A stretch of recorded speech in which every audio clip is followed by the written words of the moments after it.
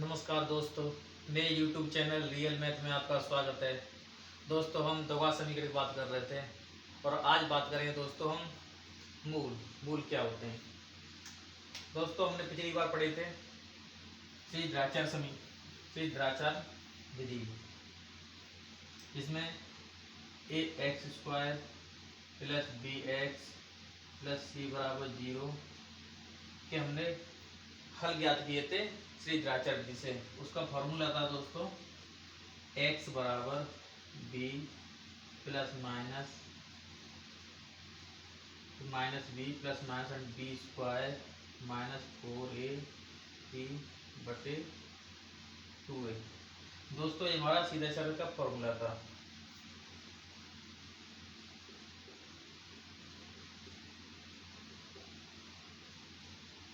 यहाँ से हमारे द्विघात समीकरण इसके ये दो मान प्राप्त हुए थे प्लस माइनस साइन। इसको हम ऐसे लिख सकते हैं x बराबर minus b plus under b square minus 4ac बटे 2a। ये तो हमारा प्लस वाला हो गया दोस्तों। अब इसके बाद दूसरा आंसर होगा माइनस बी, माइनस ले लेंगे हम, 4 के अंदर बी स्क्वायर माइनस 4ac बटे 2a। इस प्रकार दोस्तों हमारे इन दो समीकरण हमारे दो आंसर थे, एक ये। दोस्तों, तो आज हम बात कर रहे हैं मूल की। तो मूल किसे कहते हैं? मूल जिसे इंग्लिश में बोलते हैं रूट।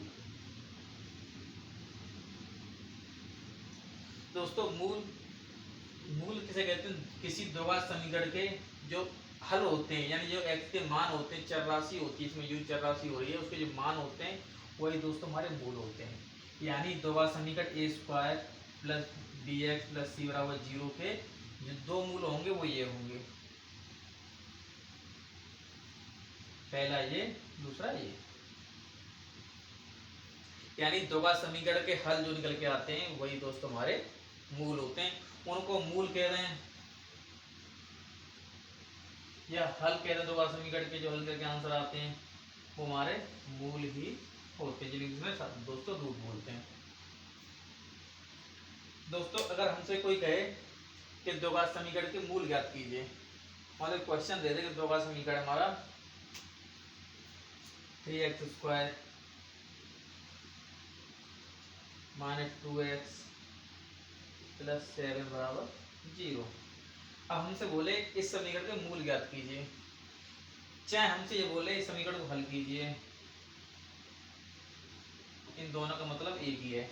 हम इसके मूल यानी द्विघात समीकरण को हल तीन विधियों से करना सीखा हमने। गुणाखंड विधि, दूसरे नंबर पर पूर्ण वर्ग गुणाकर, और तीसरा श्रीधराचार्य विधि, जो ये फॉर्मूला हमारा, ये द्विघात समीकरण के मूल हो जाएंगे वही। अब दोस्तों मूलों की बात करेंगे तो मूलों की प्रकृति के बाद मूलों की प्रकृति होती कैसे है।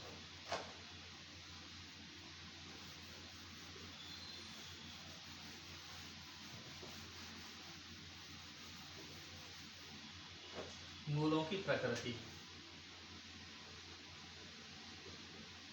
मूलों की प्रकृति। दोस्तों, मूलों की जो प्रकृति, उत्पत्ति मतलब मूल किस तरह से होंगे, हमारे जो मूल आएंगे वो किस तरह के आएंगे। दो मूल होते हैं, देखिए हमने फॉर्मूला पढ़ा है अभी, उसमें इसमें एक टर्म आता है अंडर के अंदर बी स्क्वायर माइनस 4ac। साथ ही बी स्क्वायर माइनस 4ac जो है मूलों की प्रकृति इस पर डिपेंड करती है। किसी भी द्विघात समीकरण के मूलों की प्रकृति बी स्क्वायर माइनस 4ac पर निर्भर करती है। इसका जो जैसा मान आएगा उस हिसाब से मूलों की प्रकृति कैसे हुई है, मूल कैसे हमारे होंगे। इसी बी स्क्वायर माइनस 4ac को हम कहते हैं विविक्त कर।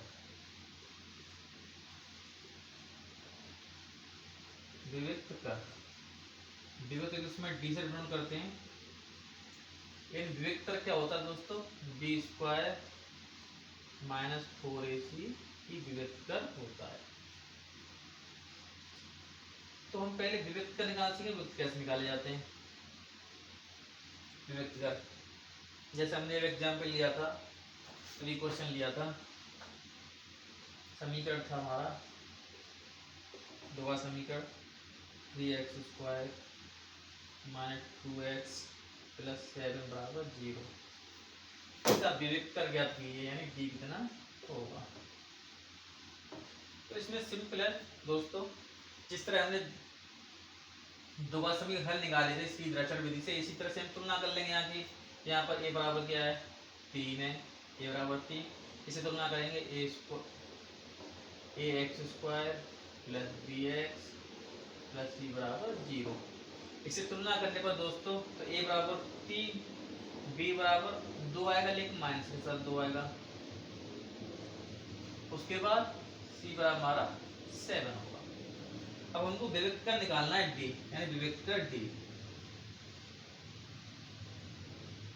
विविक्तर d, विविक्तर d क्या होगा हम जानते हैं, b² - 4ac विविक्तर होता है।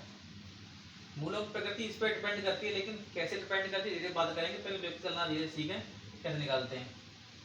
इसको निकालने के मान रख देंगे, पुट कर देंगे यहाँ से, यानी b का मान हो गया -2 इसका होल स्क्वायर -4, a का मान 3 और इंटू c का मान दोस्तों 7। इसको हम सॉल्व कर लेंगे, यानी -2 का स्क्वायर 4 आएगा, यहाँ तो कोई दिक्कत नहीं। -4 × 12, 12 × 7 84, ठीक है ना। 4 × 12 = 84।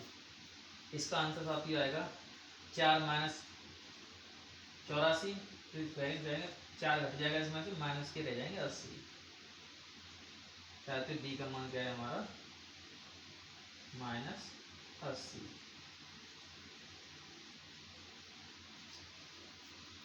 तो इस प्रकार दोस्तों हम देखते हैं हमने विविक्तर। अब मूलों की प्रकृति हम देखते हैं किस तरह से डिपेंड करती है। कुछ क्वेश्चन और कर लेते हैं सॉल्व इसके, जिस तरह से हम श्रीधराचार्य विधि से मूलों के हल करते हैं दोस्तों, उसी तरह से हम विविक्तर भी याद करते हैं। तो एक क्वेश्चन और देखते हैं विविक्तर के लिए, हमारा दे रखा है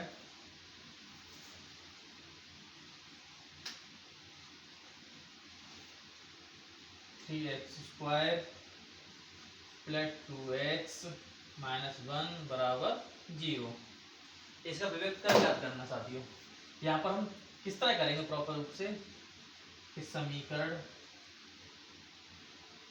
इसका सॉल्यूशन, समीकरण ax² + bx + c बराबर 0 से तुलना करने पर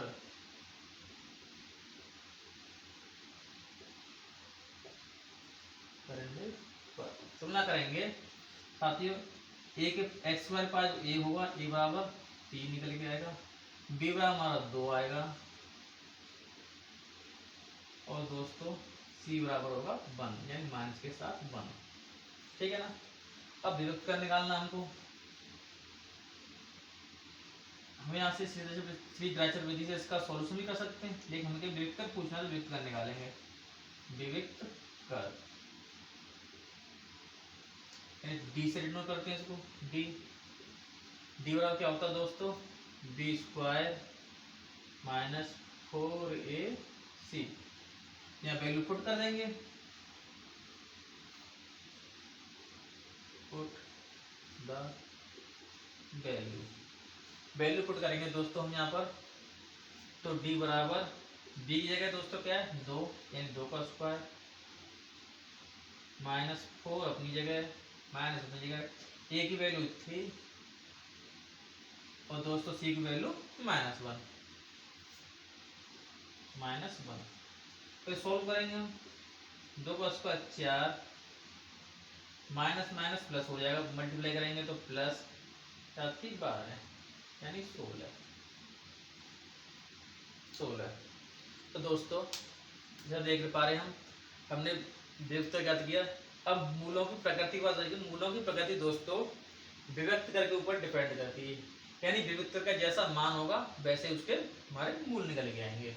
किस तरह निकल के आएंगे, जैसे हमारा विविक्तर कितने साइज हो सकता है दोस्तों, हमारा जो वेक्टर है इसकी वैल्यू कितनी होगी, यानी बी स्क्वायर माइनस 4ac। अगर दोस्तों इसकी वैल्यू हमारी जैसे हमने उसके सॉल्यूशन में देखा था minus b plus minus under के अंदर बी स्क्वायर माइनस 4ac बटे 2 है। दोस्तों अगर इसकी वैल्यू हमारी धनात्मक आएगी या ऋणात्मक आएगी या परमेय आएगी या परमेय आएगी, उसके ऊपर हमारे मूलों की प्रकृति किस तरह से होगी वो हमारी होगी। जैसे हम नॉर्म से देखें, अगर हम माइनस बी का मान, चलो फिर सॉल्यूशन में देख लेते हैं किसी क्वेश्चन को कि मूलों की प्रकृति कैसे होगी। जैसे अभी हमारा व्युत्तर का मान आया था दोस्तों -80 आया था एक क्वेश्चन में, और एक में 8 आया था या 16 शायद आया था, जो भी आया हो प्लस आया था 16। देखो इसकी वैल्यू माइनस है, इसकी वैल्यू प्लस है। अगर यहाँ माइनस माइनस हो जाएगा, माइनस वैल्यू हो जाएगी तो इसका मान ऋणात्मक आएगा इस तरह से। तो मूलों की प्रकृति इस पर डिपेंड करती है। तो दोस्तों मूलों की प्रकृति क्या होगी, हम यहाँ लिख देते हैं एक बार।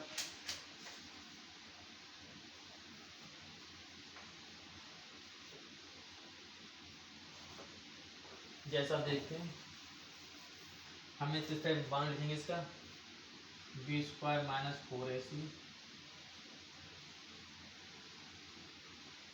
इसका मान क्या आएगा और मूलों की प्रकृति कैसी होगी।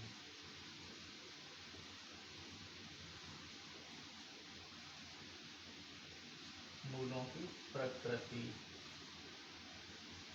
तो देखिए अगर इसका मान 20 का मान पूरा सी मान धनात्मक आता है,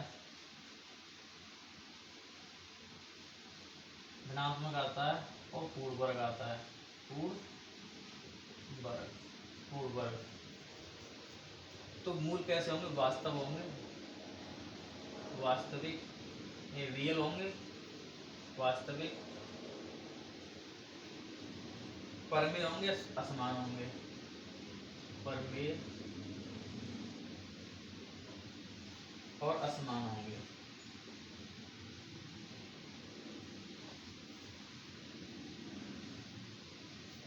अगर 20 का पड़ोसी का मान धनात्मक आता है,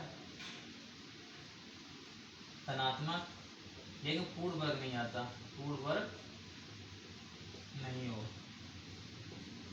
पूर्ण वर्ग यानी नहीं है, पूर्ण वर्ग नहीं, तो मान कैसे आएंगे, मान वास्तविक होंगे, मूलक प्रति वास्तविक होगी, वास्तविक लेकिन अपरमेय होगी, अपरमेय, असमान होंगे। दोस्तों ये हमको रटने की जरूरत नहीं है, हमको क्वेश्चन सॉल्व करते याद हो जाएंगे और समझा दूंगा इस तरह से मैं कि याद करने की जरूरत ही नहीं पड़ेगी क्या मान किस तरह से आएंगे, अपने आप बता दोगे कि किस तरह के मान होंगे। अगर हमारे 20 का थोड़े से ऋणात्मक आता है, ऋणात्मक आता है, तो इस केस में मूल वास्तविक नहीं होंगे, वास्तविक नहीं होंगे यानी काल्पनिक होंगे, यानी इमेजिन होंगे। अगर 20 का थोड़े से मान शून्य आता है, शून्य 0 आता है, तो दोस्तों ये मूल वास्तविक होंगे, वास्तविक होंगे, परमेय होंगे और समान होंगे, यानी एक जैसे मूल होंगे।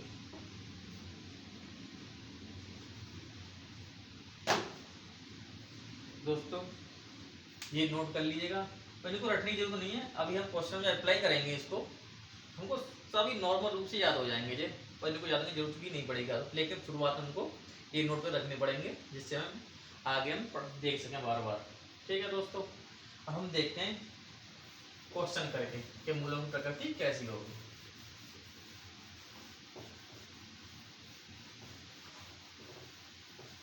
तो क्वेश्चन दोस्तों लेते हैं क्वेश्चन क्या है हमारा, कह रहा है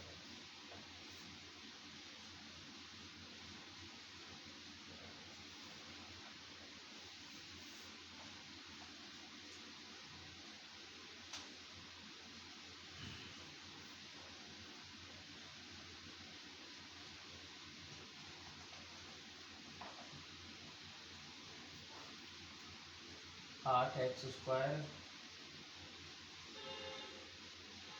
माइनस 10x प्लस 3 बराबर 0। मूलों की प्रकृति याद कीजिए।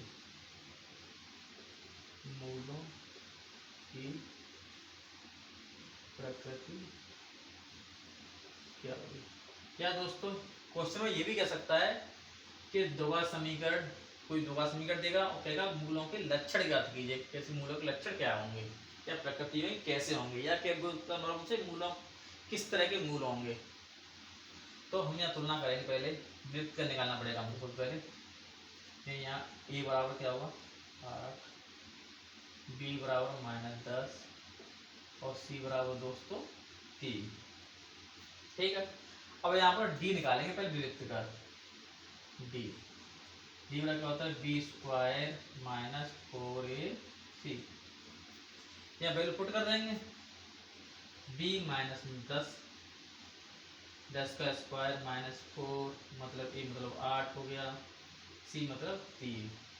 ठीक है, इसको सॉल्व कर लेंगे दोस्तों, क्या आएगा ये 100 हो जाएगा, 10 की पावर 2, 10 का स्क्वायर 100 माइनस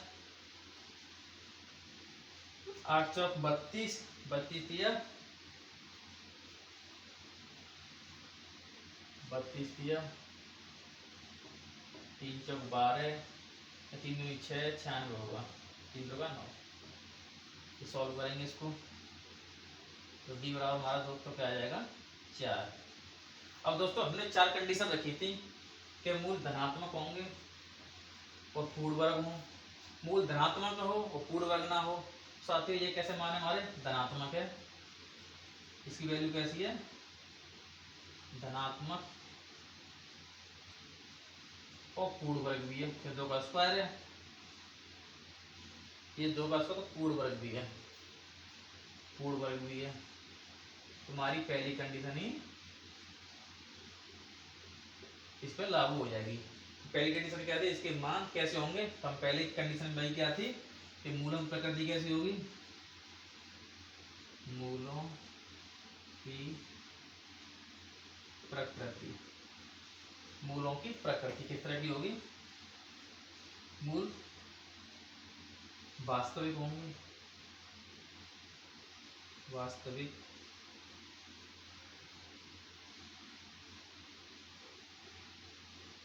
ये रियल होंगे। ठीक है ना, वास्तविक होंगे, परमेय होंगे,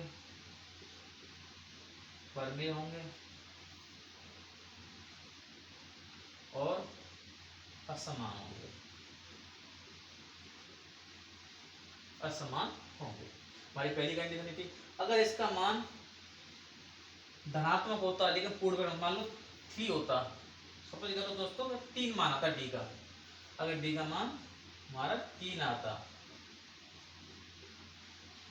हमारी दूसरी कंडीशन लागू हो जाती। दूसरी कंडीशन क्या आती कि डी का मान यानी 20 का माइनस 4ac का मान धनात्मक होगा लेकिन पूर्ण वर्ग नहीं होगा, तो उस कंडीशन हमारे जो मूल होंगे कैसे होंगे, वास्तव होंगे, लेकिन यहाँ अपर में जाता अपर में होंगे और असमान होंगे। अब थोड़ा इनको समझ लेते हैं, अगर हमें इसे करता कैसे हैं दोस्तों, यहाँ तक क्लियर है सर। अब हमको मूलों की प्रकृति हम बता कैसे पाते हैं, एक बार करके देखते हैं सॉल्यूशन है अपना। हम साइड में लेते हैं इसका मान,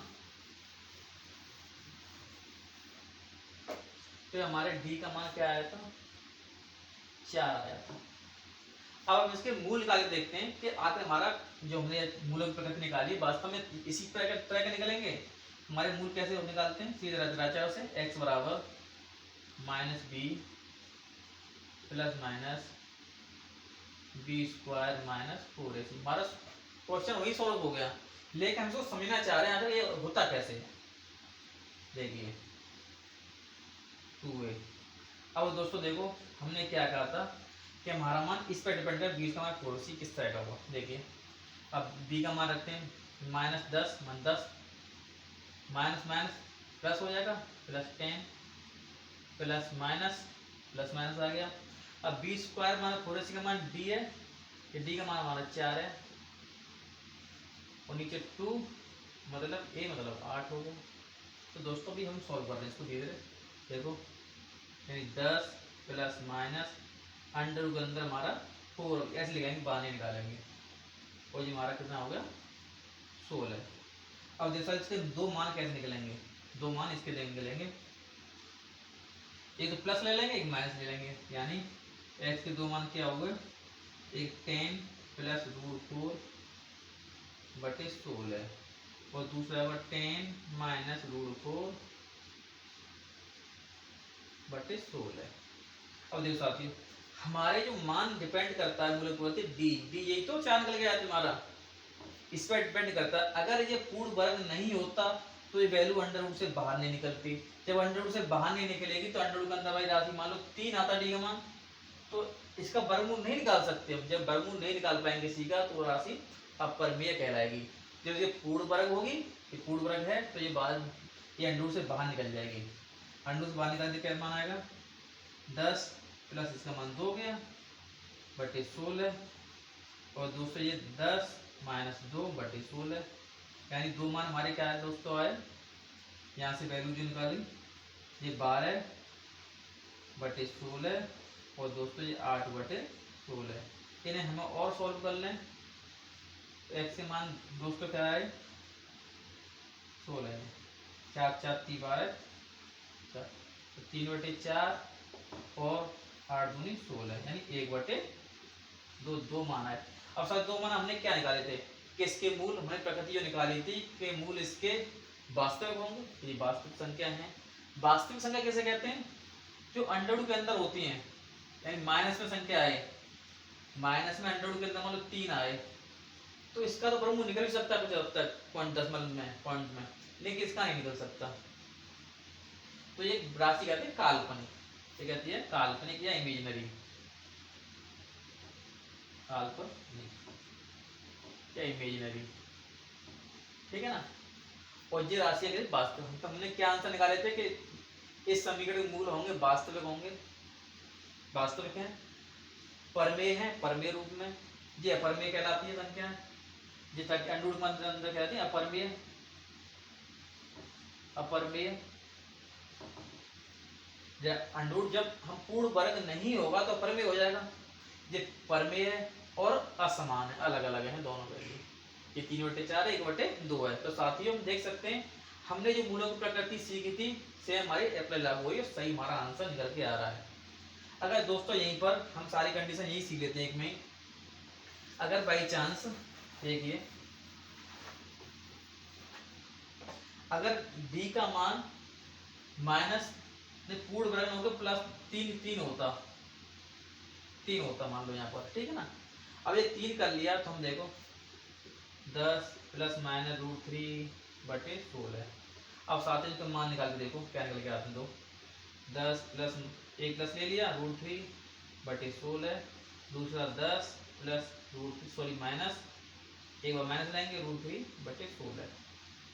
अब इसकी मूलों की प्रकृति कैसी है, ये वास्तविक नहीं है, सॉरी ये वास्तविक ही है, वास्तविक है लेकिन अपर में है, पर में नहीं है। ये कैसे हैं, वास्तविक लेकिन अपर में है, अपर में, परमेय नहीं है। परमेय होता अंडर रूट आएगा तो परमेय कहलाएगा, परमेय है और असमान है, अलग अलग है, असमान मतलब अलग अलग, असमान हमारी दूसरी कंडीशन में लागू जा रही है, इस तरह से असमान है, ठीक है ना। इस तरह से असमान होते हैं, परमेय होते हैं। हमारी तीसरी प्रकृति के मूल कैसे थे दोस्तों, अगर मान ऋणात्मक होगा, अगर मान डी का मान ऋणात्मक होगा, अगर डी का मान ऋणात्मक मान लें, मान लो -4 मान लें, चलो ऋणात्मक ले लीजिए। अब इसके अंदर -4 रखते हैं साथियों, -4 और नीचे 16 आ रहा था, ठीक है ना। ये सॉल्व करते हैं तो 10 प्लस माइनस ये 2 का वर्ग, जो 2 तो बाहर निकल आएगा दोस्तों, और रूट के अंदर -1 रह जाएगा, रूट के अंदर -1, और ये 16। अब इसके मूल निकालेंगे दोस्तों। अब ये रूट हटेगा नहीं, माइनस में रहेगा, लेकिन रूट के अंदर जो माइनस होता है वही संख्या हमारी काल्पनिक हो जाती है। रूट के अंदर माइनस वाली संख्या हमारी ये काल्पनिक हो जाती है। तो ये 2 मान आएंगे, प्लस 2 रूट -1 बटे 16, एक आया 10, एक माइनस लेंगे, -2 रूट -1 बटे 16, ये 2 में। अब इसे कैसे, ये काल्पनिक है, यानी वास्तविक नहीं है, काल्पनिक। क्यों? रूट के अंदर माइनस आता तो वो संख्याएं काल्पनिक होती हैं, और असमान है, अलग अलग है, असमान भी है, अलग अलग है दोनों वैल्यू, और अपर में भी है, अपर में है। हमारी तीसरी कंडीशन लागू हो जाए प्रकृति इस तरह से। दोस्तों हमको रटने की जरूरत नहीं है, एक बार वीडियो को दोबारा देखा नहीं समझ में आए तो मैं सारी चीजें एक ही क्वेश्चन में आपको बता दे रहा हूँ, बार बार क्वेश्चन और भी हम सॉल्व करेंगे और पता करेंगे मूलों की प्रकृति कैसी आती है, तो हमको याद हो जाएगा, इसमें कोई डरने वाली बात नहीं है दोस्तों। अब मान लो चौथी कंडीशन से अगर डी का मान दोस्तों 0 आता है, यानी 0 होता है, उस स्थिति में हमारे मूल कैसे होंगे। मान लो डी का मान 0 रख लेते हैं, यहाँ पर 0 कहेंगे तो ये वैल्यू 0 हो जाएगी पूरी, यानी इसका मान क्या आएगा, x का मान 10 प्लस माइनस ये 0 हो जाएगा बटे 16, ठीक है। अब इसके मूल क्या बचे हमारा, और सॉल्व कर लें, 10 0 नहीं था और 10। अब दोस्तों इसे काट लेते हैं हम, 2 से 5 बार, 2 से 8 बार। अब दोस्तों x का मान क्या है हमारे 5 बटे 8, ये तो एक ही वैल्यू रही। जब हमने सीखा है द्विघात समीकरण के जो मूल आते हैं 2 होते हैं हमेशा, 2 कितने होते हैं साथियों, 2। अब 2 कहाँ से आए, 2 यानी यहाँ पे एक प्लस माइनस हट गया, तो हमेशा 2 वैल्यू हो तो बोली कहाँ से आएंगे, तो 2 वैल्यू दोस्तों यही होंगी, यानी 2 मान ही 5 बटे 8 ही 2 बार मान आएगा, 2 मान, ठीक है ना, 2 मान 5 बटे 8 ही होगा। तभी तो हमने चौथी कंडीशन बताया कि अगर b का मान 0 होता है, यानी b स्क्वायर माइनस 4ac का मान था हमारा, b स्क्वायर माइनस 4ac का मान जो है अगर 0 होता है तो मूल वास्तविक होंगे, वास्तविक है ही, वास्तविक होंगे और समान होंगे, समान भी है, इनमें हम परमेय बोल सकते हैं, परमेय, परमेय मान है हमेशा, ठीक है दोस्तों, ये बात समझ में आई। तो हमको ये मूलों की प्रकृति, हमारी जो कंडीशन आई कि 20 का पूर्वसी का मान कितना होगा तो क्या उसकी प्रकृति होगी मूलों की, हमें रटने की जरूरत नहीं पड़ेगी, क्वेश्चन धीरे धीरे सॉल्व करेंगे और हमारा सब याद हो जाएगा, और रटने की जरूरत ही नहीं पड़ेगी, केवल इसी को इमेजिन करके देख लीजिए क्या मान आएगा। अगर 0 होता है तो 2 मान समान होंगे, माइनस होता है काल्पनिक होंगे, और पूर्ण वर्ग होता है धनात्मक, धनात्मक पूर्ण वर्ग आता है तो 2 अलग अलग मान होंगे और परमेय होंगे, तो वास्तविक होंगे। दोस्तों आज की वीडियो यहीं तक हम समाप्त करते हैं।